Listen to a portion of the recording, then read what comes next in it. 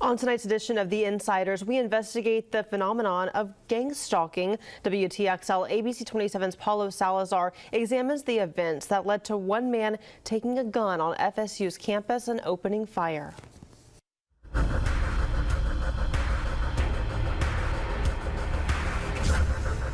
November 20th, 2014. It's a day many will never forget in Tallahassee and beyond.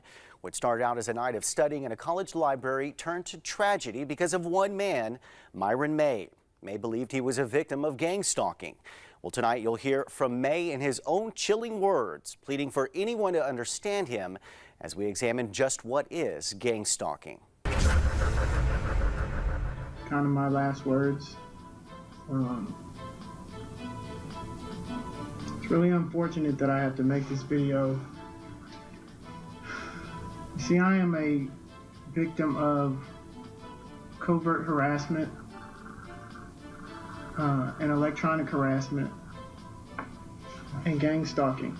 I'm what's called a targeted individual. On November 20th, 2014, 31-year-old Myron May walks into Strozier Library on the campus of Florida State University and opens fire. 3 people are injured. May tries to leave campus, and a shootout with police in front of the library ends violently. The medical examiner confirming May was shot 24 times by police. For now, things seem to be back to normal on campus. Students have fallen back into their routines, but it was here not so long ago on a tragic night that has many wondering what could make a man snap and lose control. What causes a seemingly well-liked guy to plan a mass murder? Is it mental illness, or as many suggests, being a victim of gang stalking? The goal of gang stalking is literally to drive a targeted individual crazy. If you search gang stalking on the internet, you can find thousands of people all over the world describing similar circumstances. Those who feel they are victims of gang stalking truly believe people are out to get them. They employ isolation tactics.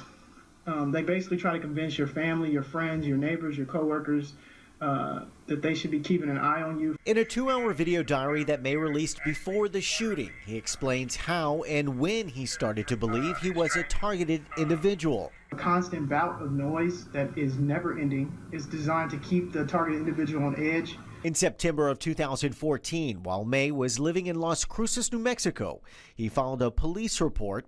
In the incident report, May told police that someone put a camera in his apartment and that he was hearing voices coming through the walls. May began to believe family and friends were in on the conspiracy to make him crazy. I am totally not crazy. I'm completely sane, but they've employed these tactics against me as well, to try to make me appear to be a crazy person. Tyrone Dew, an advocate and victim of gang stalking, says it's hard to prove that gang stalking is not just in your mind. It's virtually impossible to be able to tell that someone is being attacked because we cannot see these weapons that are being used against you. We can only see the direct effects, and these effects, really seem like symptoms.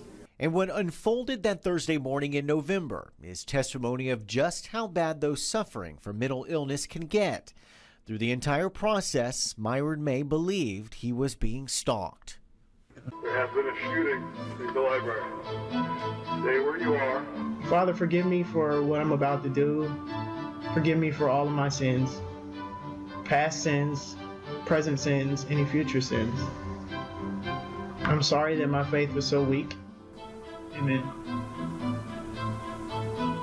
And that is the end of my personal story. As for one of May's victims, Ronnie Ahmed, who's now paralyzed as a result of the shooting that night, well, he's back in school and moving on with his life. If you have a story idea for The Insiders, you can email us your idea at abc27news@wtxl.tv. Attention, The Insiders.